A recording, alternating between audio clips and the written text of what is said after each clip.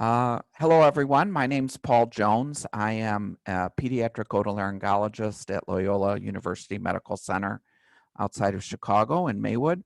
And I'd like to thank the University of Kentucky for organizing the Corona Initiative and for inviting me to speak today. As you can see, I'm old. I've been around a long time.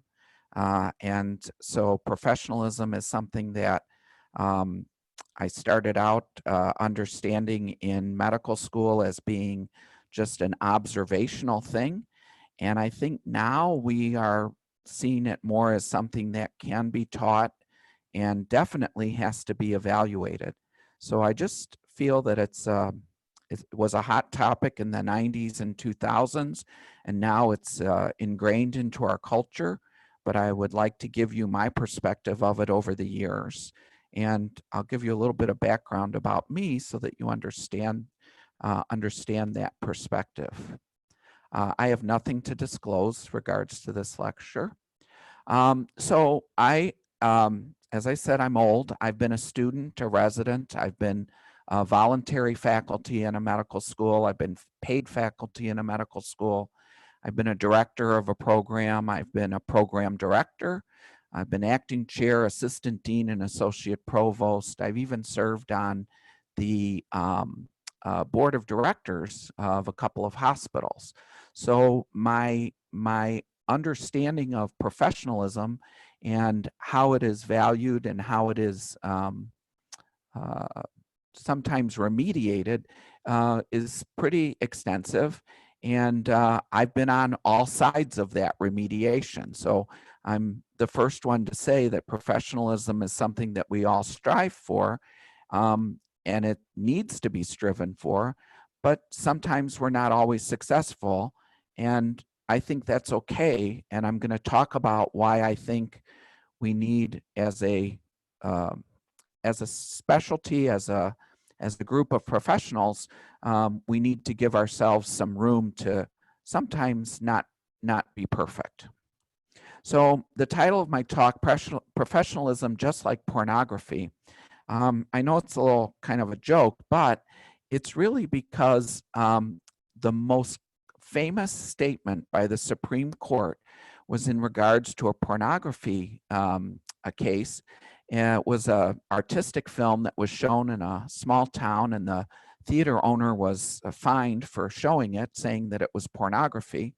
And this case got all the way to the Supreme Court, and Potter Stewart, a very centrist justice, watched the movie and said that hardcore pornography was hard to define, but he knew it when he saw it, and this particular film was not it. And this is one of the most quoted quotes of the Supreme Court, that is, pornography, I know it when I see it. And I think it's exactly the same for us in professionalism. It's very hard to define. You sometimes know it when you see it because you'll say, oh, that person's very professional, but you definitely know it when you don't see it. And that's what gives us all pause. So the point of professionalism is that we kind of expect it. And when it's present, everything's fine. But when it's not present, we all get a little uneasy. And we're not all sure how to handle that uneasiness. And my goal today is to talk about that, talk about ways in which we can discuss professionalism and what I like to call lapses in professionalism a little bit more easily, and so that they make everyone understand what our issues are. So first of all, I think we need to define what professionalism is. And it is definitely the basis of medicine's contract with society. So we agree to act in a professional way, and society agrees to give us licensure and give us all of the rights and privileges of that licensure. It demands placing the interests of patients above those of the physician. We have to set and maintain our own standards of competence and integrity.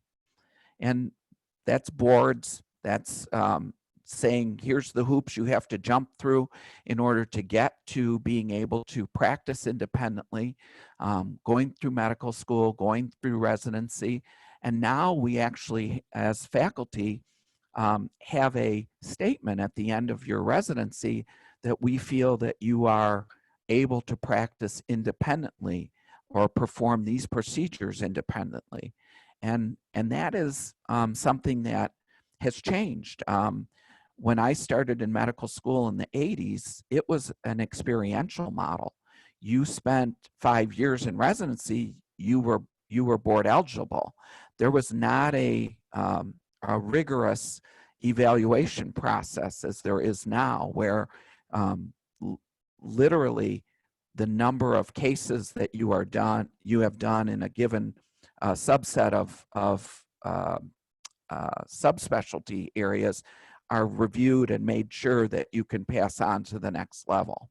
So we're codifying everything we do in our specialty, and we're codifying how we measure it. And I think I'm going to point out that professionalism is one of those things that we are measuring, but it's more difficult to measure. Professionalism is also the moral understanding among professionals that underpins the social contract. And we have been granted the authority to self-regulate. We have the independence to control key aspects of our working conditions through accreditation, licensing, credentialing, and we're the only ones that can call ourselves out on the carpet. A legislator can't say you were unprofessional in otolaryngology. Only a fellow otolaryngologist can do that. Arnold and Stern looked at professionalism and set up a framework for it. So I want to point out clinical competence is definitely a foundation of professionalism. I think the clinical skills exam shows that good communication skills is definitely an underpinning of professionalism. If you're not clinically competent, if you can't communicate well, you will be judged as having poorer professionalism. Having ethics and morals, I think, is something that we all understand has to be present in order for there to be professionalism. But the 4 pillars of professionalism: accountability to society, to our specialty, to patients; altruism, putting the patient's needs above our own. I don't think there's a faculty member my age that doesn't have a story about missing some important family function due to one of their patients' needs, and that is something that's expected of us. Excellence, so we are engaged in lifelong learning. We continuously try to improve ourselves. We are giving back to the society that trained us. We are adding to the medical literature and the knowledge. All of those things fall under excellence. Humanism, that is understanding the empathy for our patients, understanding that they bring to the office and to the operating room much more than their disease process. And all of these are the underpinnings of professionalism and need to be thought about cogently if you're going to start measuring it. Because if we're going to say someone is having lapses in professionalism, was it a lapse of clinical competence? Was it a lapse of communication? Was it a lapse of ethics, accountability? Where was the lapse? Because only when you find the lapse can you start to talk about remediation or improvement. So excellence, accountability, and some people group the humanism and altruism into service because that is easier to understand. We have a service mentality. We have a service aspect to our provision of care, and so that some people find that to be an easier way to think about it.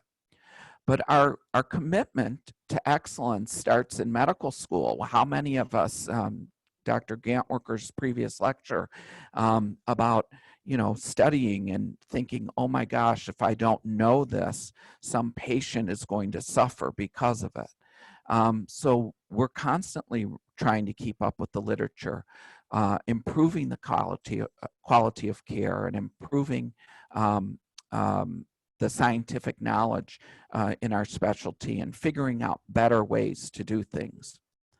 We have an accountability to our patients, to our profession, and to society. We really do have to put our patients first, but we also have a duty to our profession.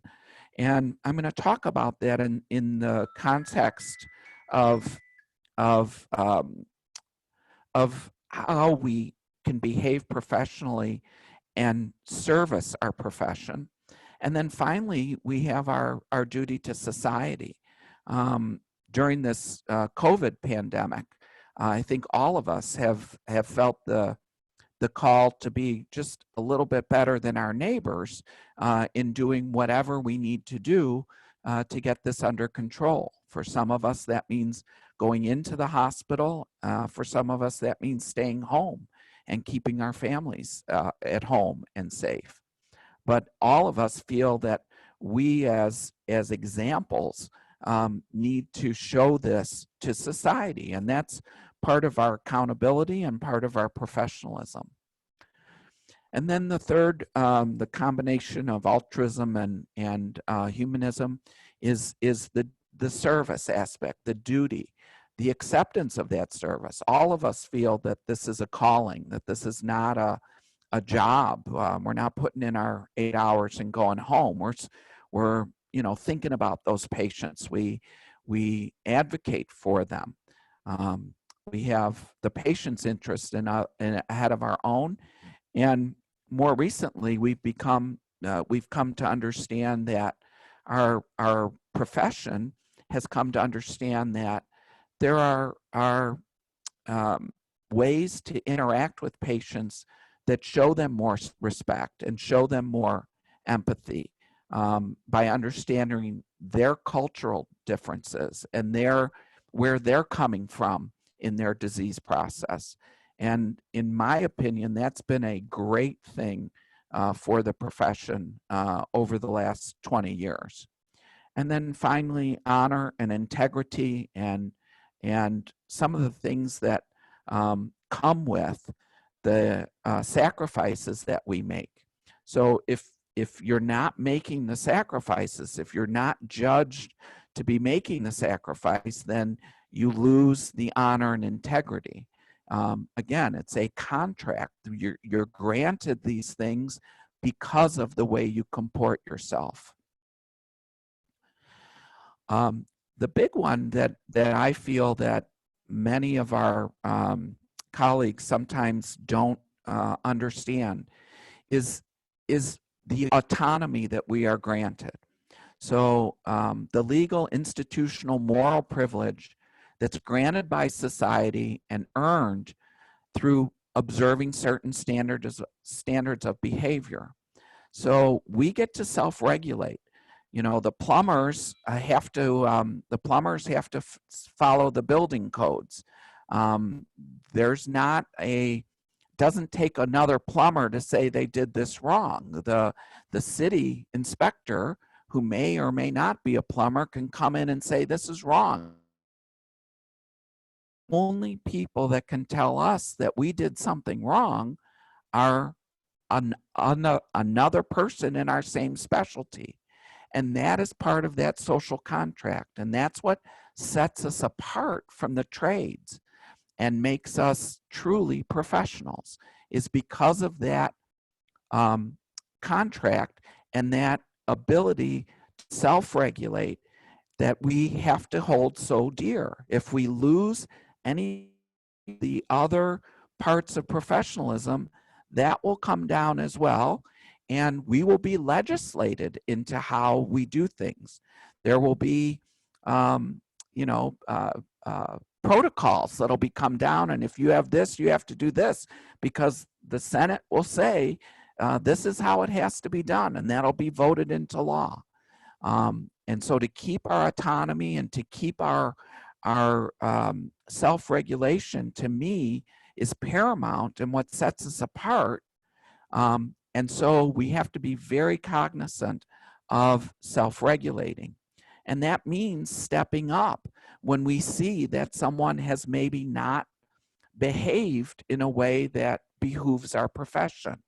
And so we have to be able to do that in a way that is respectful to our colleagues, that is respectful to their point of view about the situation, but you have to be able to have that conversation and do the peer review.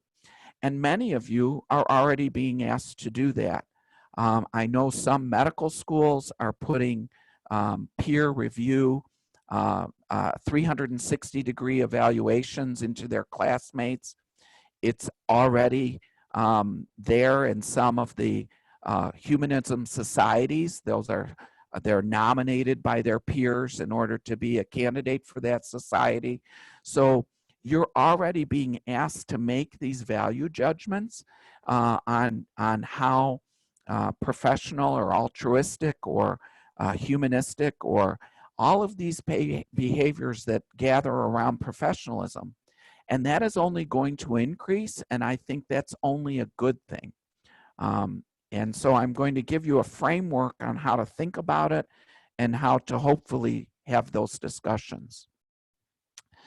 Altruism is pretty clear. We're expected to resolve conflicts between my interests and my patient's interests in favor of the patient's. Yeah, this surgery makes me a lot of money, but does the patient really need it? That should never be a question, right? I mean, you do the work if the work is needed. You're not sitting there thinking, oh, I need to do 25 RVUs today, so I better do this or that. It shouldn't be happening.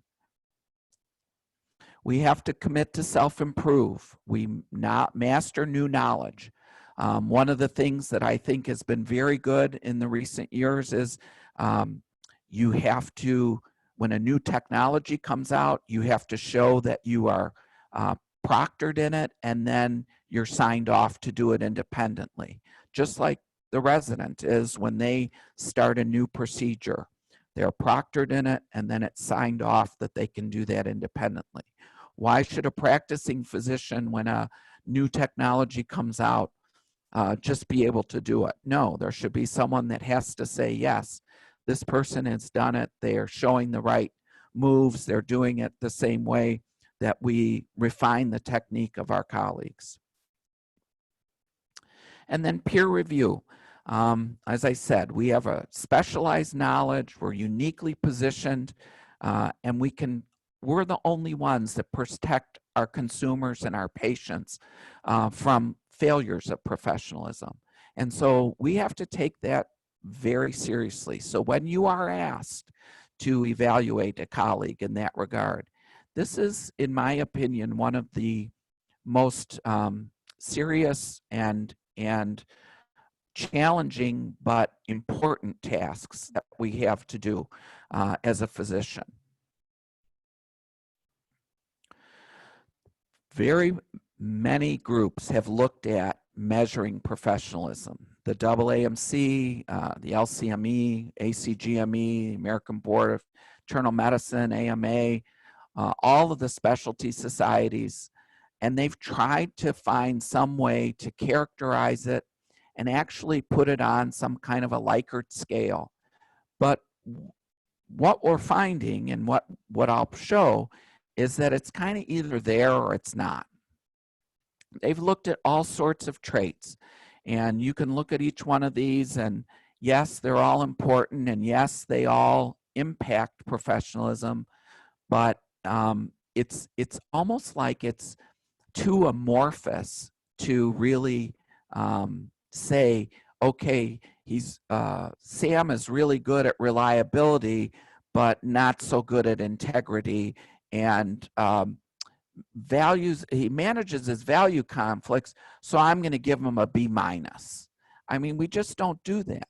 We either say, is there a minimum amount of professionalism that we want?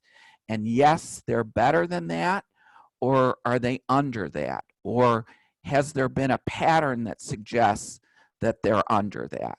I think that's the way we all think about professionalism. And on some days, I have more empathy than others. When I'm on my 25th patient of the day and the nurse is, interrupting me as I'm making my note, I'm not as empathetic. And I'm going to be honest about that. But I self-evaluate and I try to adjust that as the day goes on. And that's how we improve, and that's how we show that we're trying to attain those levels that are expected of us. So there's been all sorts of methods of assessment: global ratings, peers, self, critical incidents. The OSCEs, the whole clinical skills exam, is an assessment of professionalism, in my opinion. Do you enter the room and greet the patient? Do you wash your hands? Do you make sure that the patient and not the accompaniment, the person with them, gets the attention? Have you addressed all the patient's needs? All of those kinds of things are really assessing professionalism. They're not assessing medical knowledge. They're not assessing your ability to solve the case. They're assessing how do you interact with the individual and how do you comport yourself. And then your note, is it understandable? Can someone come along and understand what you were thinking at that time? That's communication. That's part of the professionalism.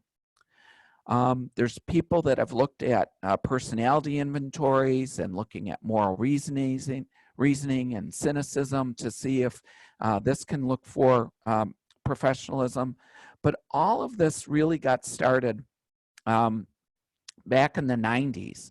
And it really was just assumed prior to that. And I have the covered wagon, which is when I went to school in a covered wagon and studied by oil lantern, that it was just assumed that we all would observe and model professionalism. But what we found out was that, there were some of our colleagues who were not what I would call pillars of professionalism.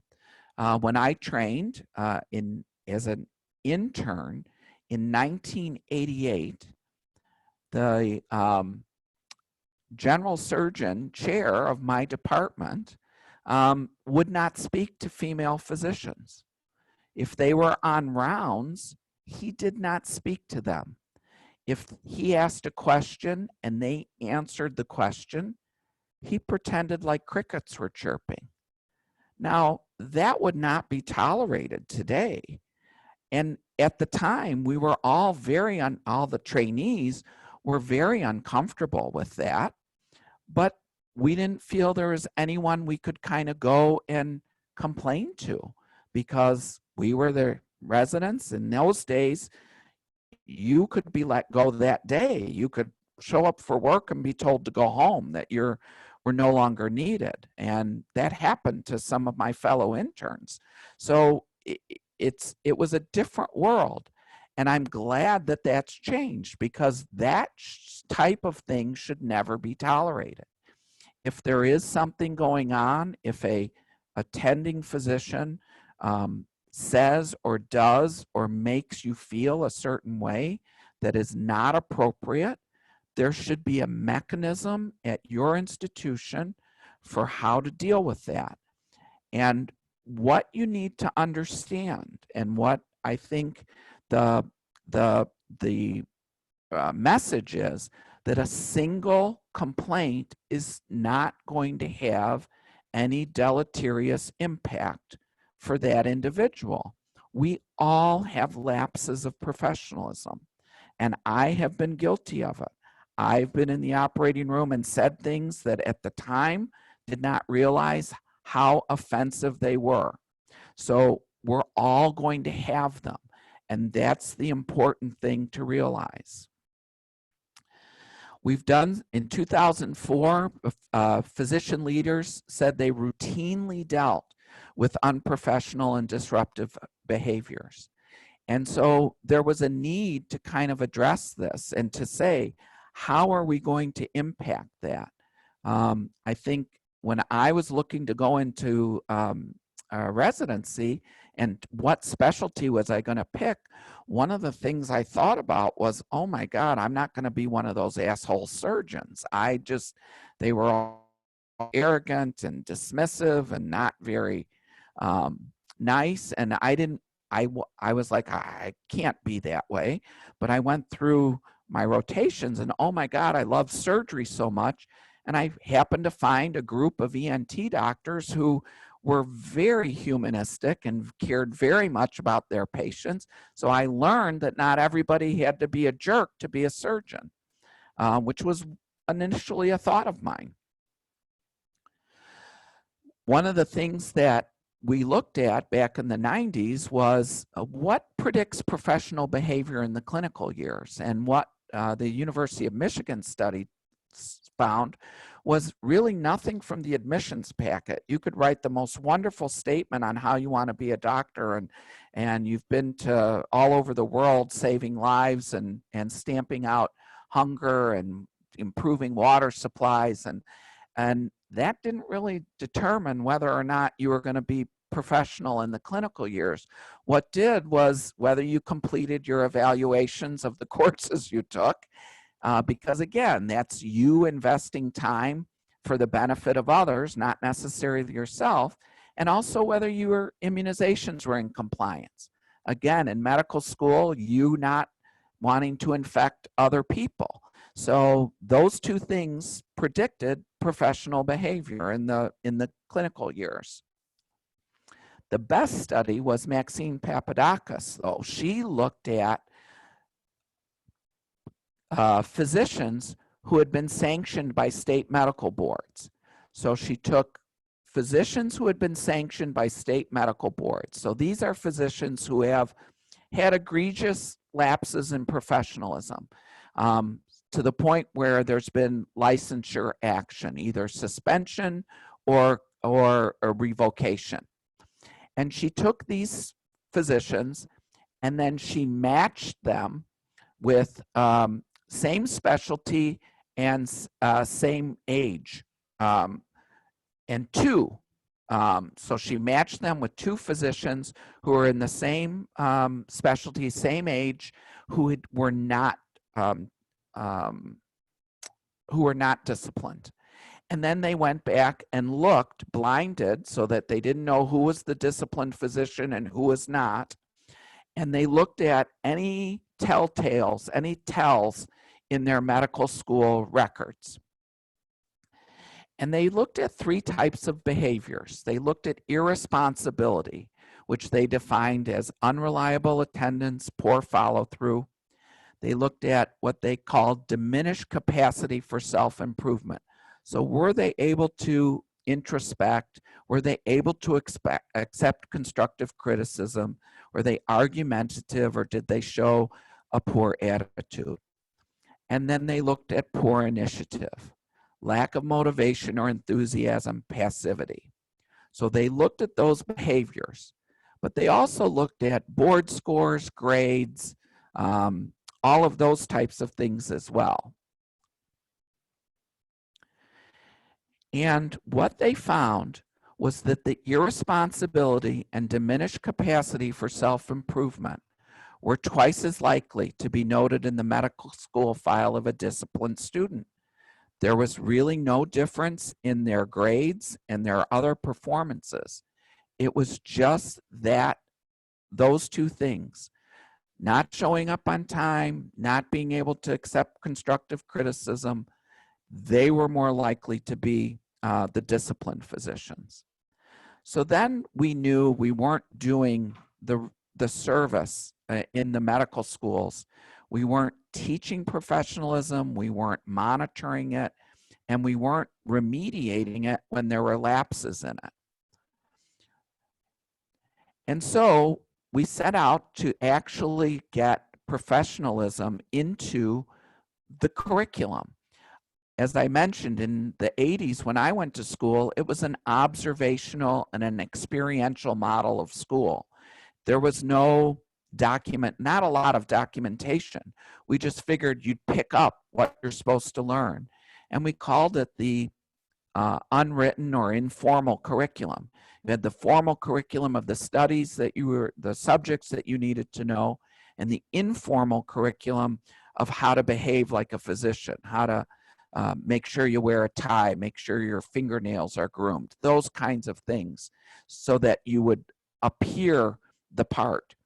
And we just assumed that students would see it and model it and never really formally taught it. So in the 90s and then in the early 2000s, over a period of time, there was an initiative to make it part of the formal curriculum.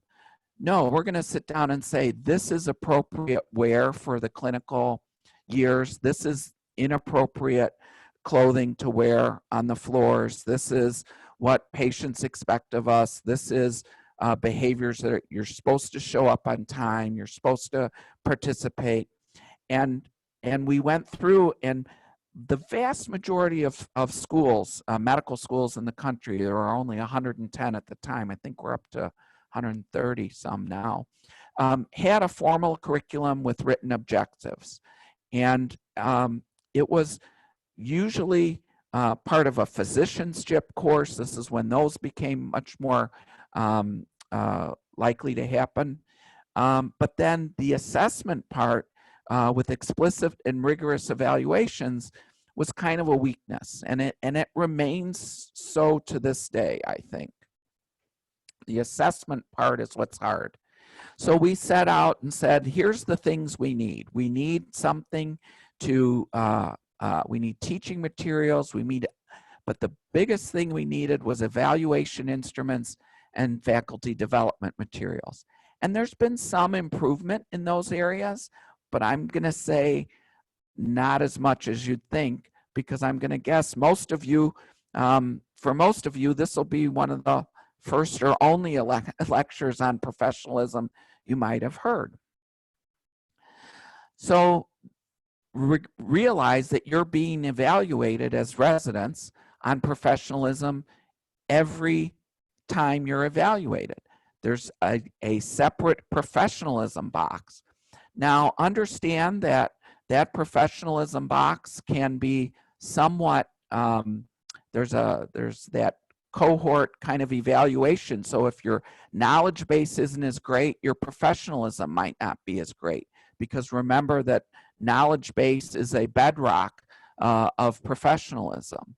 And so, yeah, if you didn't know about a condition and you treat a patient and that patient isn't treated properly, you're going to be judged as having a lapse in professionalism, but it's not through the altruism, the caring. You go home, you're miserable about it. We all have those as learners. So that's not what we're saying is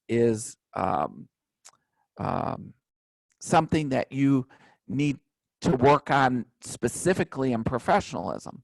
But if you get comments that you're late to clinic, or you don't seem interested, or clearly, you know, Sally wants to go into laryngology, so she's not really caring about the peds rotation that much.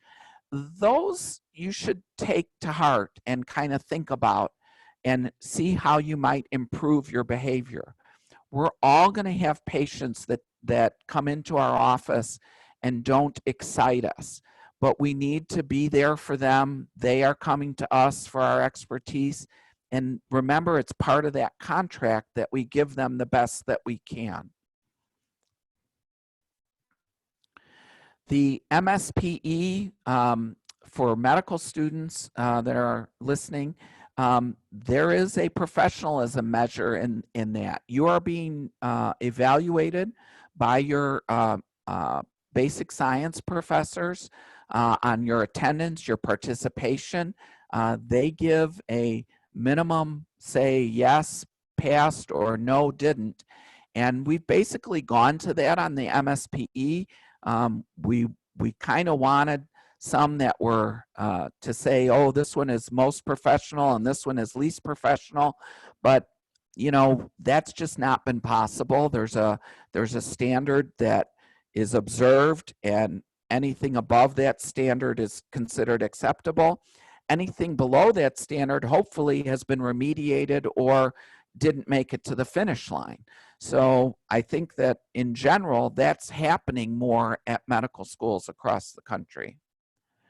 So the degree to which the student has demonstrated relative to his or her peers the ability to treat patients with compassion, honesty, integrity, respect for others, act as an advocate, communication skills, and the commitment to putting the needs of others before one's own. Again, all of the things that we talked about in the pillars. So for measurement, I think the Supreme Court Justice was right on. I know it when I see it. When you're discussing professionalism with others, focus on the behaviors. Never call a person unprofessional. We have to police ourselves, but we have to be able to have a dialogue about it. And if you say to a person, you are unprofessional, that's labeling them. That's like saying they are forever. They've got the scarlet letter. They're forever unprofessional. And I don't think that that's fair, and I don't think it's true. I think we can all have lapses in professionalism. I think we can all have better days than other days. And we're all at some point going to need to be reminded to self-reflect and to look at our behavior and how it might be perceived by others, especially in situations where we're culturally unaware, or in situations where our knowledge base is not as good. And then if you discuss the behaviors as lapses, then that implies there is remediation potential, that there is a change. And it also implies that you recognize that this is not the normal for that individual. So when I was a dean and a provost, I dealt with students and faculty who had lapses in professionalism. And many of these people I had great respect for, and was absolutely shocked to find them in my office over these lapses. So I don't think we can, you know, you're not one error and you're out. We all make mistakes. We all don't realize some things that we're doing. But in general, if there's a pattern of lapses, then that needs to be documented, because in today's environment, if you are going to try and take further action on a colleague who clearly has been having trouble, had some remediation, talking to, send to a rehab facility, whatever the decision was in order to make the person kind of improve their game, and those aren't working, then you need to have a paper trail. But what I stress is that no single, unless it's really egregious, no single event is going to be the thing that terminates someone or causes them to really have trouble. And it's the pattern of behavior that typically is what the institution will focus on. And so each individual action needs to be documented. And when it comes from multiple voices, then you're not alone and you're not singled out. The first voice typically is a little unsure, but if you're the only voice, then it had its desired effect. The person remediated and it was a fluke, and no hard feelings. And that's the attitude we all need to get to, that we're constantly evaluating each other. And so to do it in a more formal setting, in today's environment where we're doing peer reviews, where we're doing 360s, where we're doing patient evaluations of us. I mean, we all are shocked sometimes by the online evals, and we don't think they're fair. But I'm going to say, the day that lady said that I, was distant and not really engaged, and I was probably muttering to myself about some email I had read in the moment before I walked into her office, and I didn't clear my head and be 100% present for her. So she was justified in saying that, and I can do better. So I think that that's the way we need to think about it, that a single episode, a single lapse is not something to worry about reporting, and it's not something to worry about receiving if you receive it in the way that it was meant to be and that you work on improving. And I think we need to help each other do that, because there's two things I think because of on that. The first one is, when David Letterman had his open heart surgery and he gathered everybody from his team on the stage that had helped him. And he's a very germ-phobic guy, so he's not someone that usually gets up close and personal with people. He went down the list and he had you name it, the orderly that took him to surgery. He had everybody on the stage. I think it's probably on YouTube somewhere. And he went down the list. He shook his surgeon's hand, but he absolutely grabbed his nurse and gave her the biggest hug. So, we're kind of the second profession. Physicians are the second profession. We used to be the ones that everybody liked, but now it's the nurses that are running into the hospital that are getting the #1 spot, and they're considered more ethical. Nurses are considered right now more ethical than the doctors are. And it's because there's been evidence of, fudging, research. There's been evidence of taking kickbacks from pharmaceuticals. All of these things get into our patient's mind, and they start to not trust us as much as they did. I don't think patients trust me as much today as they did 20 years ago. And that's something that we all saw. We saw our colleagues doing things and we didn't speak up. And I think we have to get back to speaking up so that we can get the trust of the physician back to the level that it was. And I'll get off my soapbox for that. So my conclusions, it's a professional development issue. It's a dynamic and a complex construct. It requires a habit of honest self-assessment and the ability to reflect. And it's expressed in every venue that we're in. We're expected to be just a little better than everyone else in every situation. And we need to kind of understand that that's expected of us and rise to the occasion. It definitely can be measured. We're measuring it every day, whether we like it or not. We're being measured on it. And it can be remediated when lapses occur. And don't get in the weeds on that. Accept it for what it is, improve, and move on. We're all, I say it, all the time. We're all going to get sued if you practice long enough. You're all going to have a lapse in professionalism, and own it, learn from it, and of course be remorseful for it, repair what you can when it happens, but move on and learn from it. These are my references, and I would be happy if there's anyone listening, would be happy to answer any questions. Hey, Dr. Jones, it's Eric. That was an awesome talk. I have two questions, and from personal experience, I've been involved in both the Medical Advisory Committee that looks over professionalism of practicing clinicians, as well as on several education committees for residents or medical students that were unprofessional.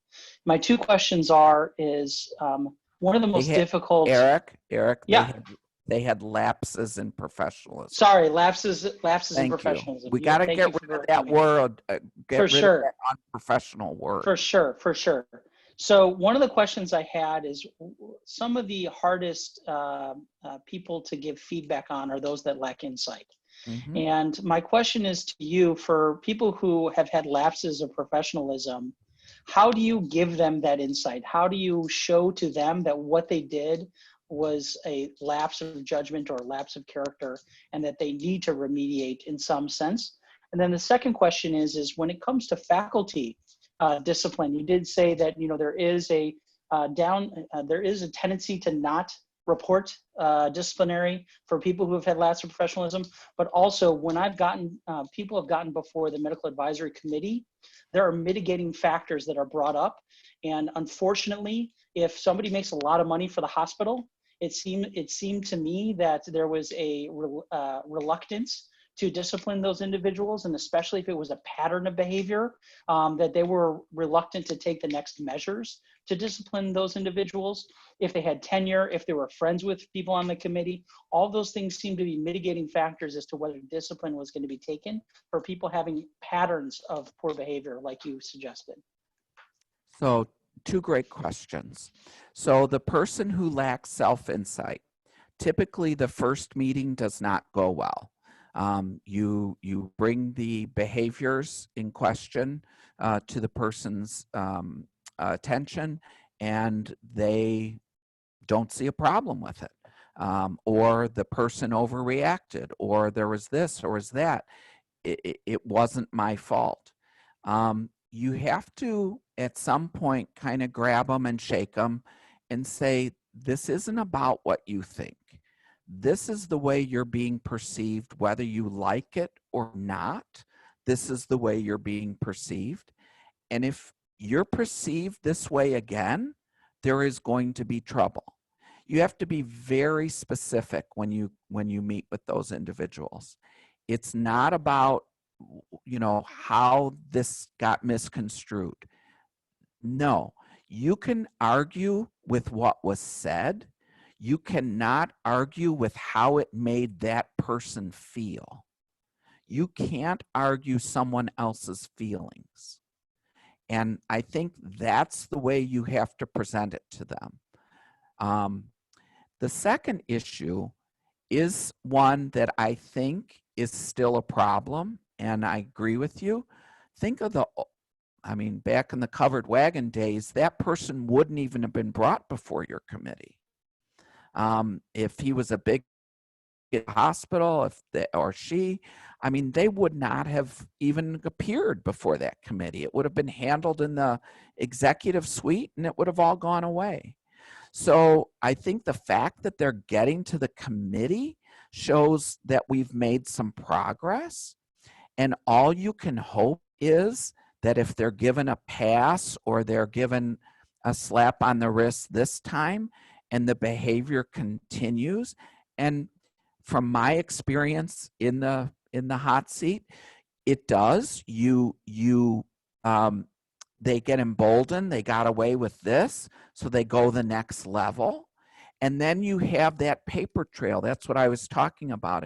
If you've got a real problem character, then you have the paper trail. And the second time they come before that committee for something even a little more egregious, you'll hopefully have someone like you or I on the committee going, wait a minute, this guy was in here, 18 months ago, and we told him there was a problem. We gave him a slap on the wrist, and now he's worse. This isn't acceptable. Yeah. I'm not changing next to this guy in the locker room. That's all we can hope for. Yeah. Agreed. Unfortunately, in those situations, I was the youngest.